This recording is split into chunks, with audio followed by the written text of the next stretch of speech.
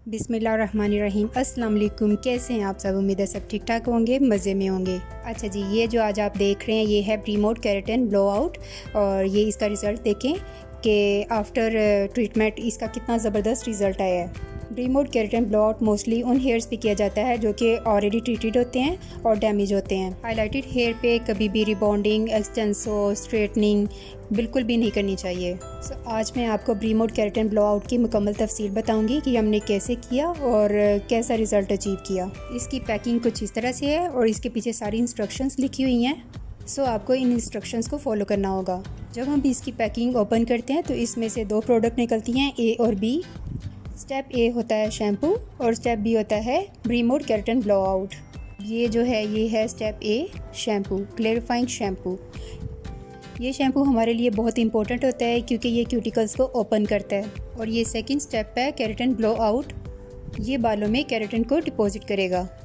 ये keratin dry damage hair के लिए बहुत ही बेस्ट है। अगर क्लाइंट के हेयर हाइलाइटिंग कर करके रुखे और बेजान हो चुके हैं और ड्राई डैमेज हो चुके हैं तो आप उन्हें प्रीमोड केराटिन ब्लो आउट का ही मशवरा दें। यहाँ आप क्लाइंट के हेयर की कंडीशन देख रहे हैं। इन्होंने काफ़ी बार हाइलाइटिंग की है और इन्होंने कोई होम केयर भी नहीं की और किसी किस्म का ट्रीटमेंट भी नहीं लिया। ये रिबॉन्डिंग करवाना चाहती थी, लेकिन हाइलाइटिंग वाले हेयर को रिबॉन्डिंग करना बहुत हार्मफुल होता है, इसलिए मैंने इन्हें केराटिन का ही मशवरा दिया। अब हम सबसे पहले ये क्लियरिफाइंग शैम्पू के साथ क्लाइंट के हेयर को वॉश करेंगे।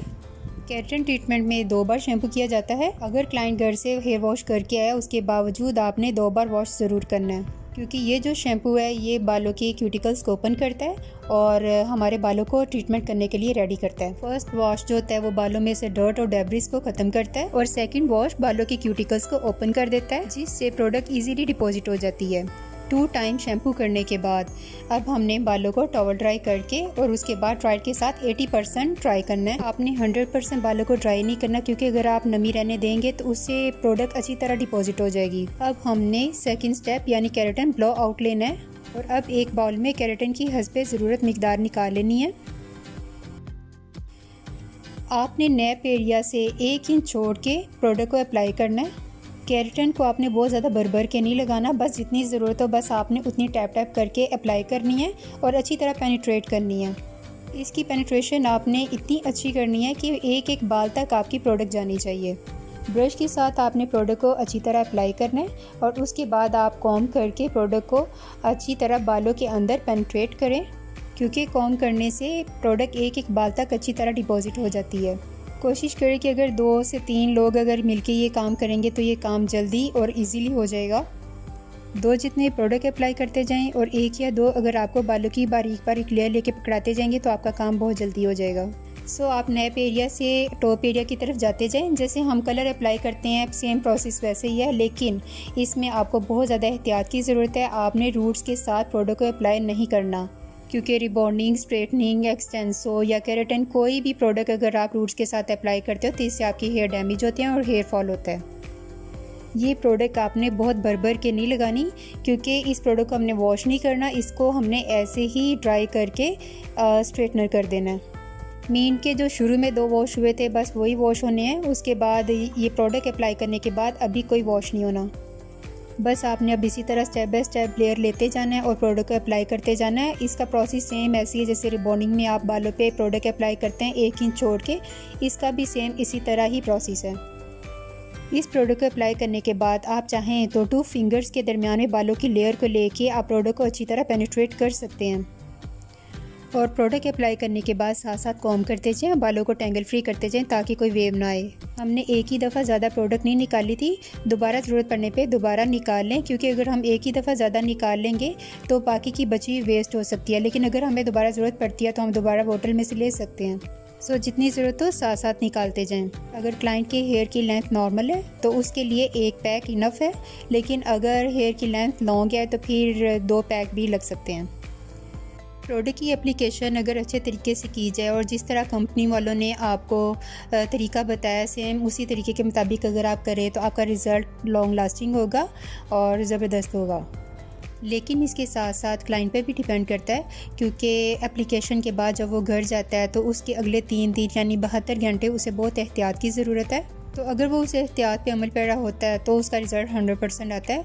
अदरवाइज़ अगर वो एहतियात नहीं करता, पसीना आता है या बालों को कैचर वगैरह कर लेता है तो फिर वेव आ जाता है। सम टाइम क्लाइंट को नहीं पता चलता और वो अपने हेयर को अपने कानों के पीछे ले लेते हैं या रात को सोते हुए अपने नीचे बालों को ले लेते हैं, तो उससे भी बालों में वेव आ जाता है। सो इस प्रोसेस के बाद 3 दिन यानी 72 घंटे एहतियात बहुत ज़रूरी है। रिबॉन्डिंग, स्ट्रेटनिंग, एक्सटेंसो या केराटिन, इनके लिए गर्मियों का मौसम इतना बेस्ट नहीं है। सर्दियों का मौसम इसके लिए बहुत बेहतर है क्योंकि सर्दियों में पसीना नहीं आता और वेव आने का इतना डर नहीं होता। अच्छा जी, कंप्लीट प्रोडक्ट एप्लीकेशन के बाद आपने बालों को टैंगल फ्री करते जाना है और इनको 30 मिनट के लिए छोड़ देना है। कुछ देर बाद आपने बालों को कवर करके हीट देनी है। हीट देने से प्रोडक्ट अच्छी तरह पेनिट्रेट हो जाती है। आफ्टर 30 to 40 मिनट्स अब आपने बालों को ब्लो ड्राई करना है। ब्लो ड्राई से आपने प्रोडक्ट को बालों के अंदर पेनिट्रेट करना है। अगर ब्लो ड्राई ब्रश यूज़ करेंगे तो ये है कि बाल ड्राई भी होते जाएंगे और बाल स्ट्रेट भी होते जाएंगे। सो अच्छी तरह बालों को ब्लो ड्राई करके इसके बाद आपने बालों को स्ट्रेटनर करना है।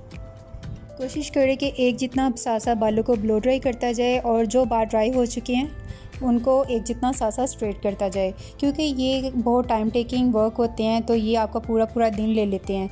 और अगर आप इस तरह 2-3 जितने मिलके करते हैं तो जहाँ ये 7 घंटे का काम है वहाँ आपके 4 घंटे या 5 घंटे में आप इसे कंप्लीट कर सकते हैं।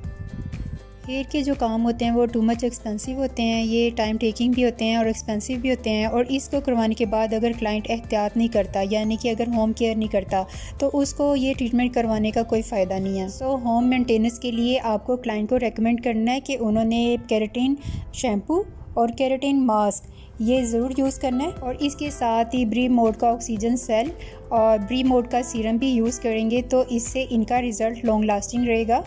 सो आपको क्लाइंट को आफ्टर केयर एडवाइस करनी है कि उन्होंने केराटिन शैम्पू यूज़ करना है और शैम्पू करने के बाद ब्रीमोड केराटिन मास्क के अंदर ऑक्सीजन सेल का 1 स्पून और 1 स्पून ब्रीमोड सीरम मिक्स करके बालों को 1 इंच रूट्स को छोड़ के अप्लाई करना है। और अप्लाई करने के 20 मिनट बाद बालों को दोबारा से वॉश कर लेना है। इसे प्रोटीन ट्रीटमेंट कहते हैं और इस ट्रीटमेंट को उन्होंने हफ्ते में 1 से 2 बार ज़रूर करना है। अच्छा जी, आप देख रहे हैं कि बालों की हमारी जो ये स्ट्रेटनिंग हो रही है, इसमें हम कैसे बारीक बारीक बालों की लेयर लेके हम इसे एक लेयर को 8 से 10 बार हम स्ट्रेट कर रहे हैं। स्ट्रेटनिंग के दौरान जो हम स्ट्रेटनर यूज़ कर रहे हैं इसका टेम्परेचर 220 डिग्री से प्लस होना चाहिए, इससे कम नहीं होना चाहिए, क्योंकि अगर इसका टेम्परेचर कम होगा तो वो बालों को अच्छी तरह स्ट्रेट नहीं करेगा। सो ये है हमारा फाइनल रिज़ल्ट। इसके बाद हमने बालों को वॉश नहीं करना और क्लाइंट को 3 दिन बाद वापस आने का कहना है और 3 दिन बाद हम दोबारा से बालों को वॉश करवाएंगे और इसको प्रोटीन ट्रीटमेंट देंगे और देन एक बार फिर से हम लाइट सा स्ट्रेटनर कर देंगे। और क्लाइंट को होम मेंटेनेंस के लिए जो मैंने चीज़ें आपको बताई हैं वो रेकमेंड करेंगे। सो ये थी मेरी आज की वीडियो। उम्मीद है आपको मेरी वीडियो पसंद आई होगी।